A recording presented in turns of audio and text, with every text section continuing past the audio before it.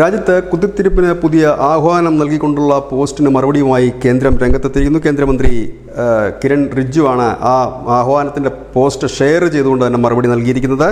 വഖഫ് ബില്ലിനെതിരെ ഇന്ത്യയിലെ മുസ്ലിങ്ങൾ സംഘടിക്കണമെന്നും അതിനെതിരെ പ്രക്ഷോഭം നടത്തണമെന്നുമാണ് വിവാദ ഇസ്ലാമിക പണ്ഡിതൻ പ്രഭാഷകൻ സക്കീർ നായിക്കിൻ്റെ പോസ്റ്റ് പറയുന്നത്. അതിൽ പറയുന്ന കാര്യം 50 ലക്ഷം മുസ്ലിങ്ങൾ ഇതിനെതിരെ രംഗത്തിറങ്ങണം, തെരുവിലിറങ്ങണം. ഈ ബില്ല് പാസ്സാക്കാൻ അനുവദിച്ചാൽ അത് അള്ളാഹുവിൻ്റെ കോപം വിളിച്ചു വരുത്തുകയായിരിക്കും. തലമുറകളോളം ഈ പാപം നിങ്ങൾ പേറേണ്ടതായി വരും.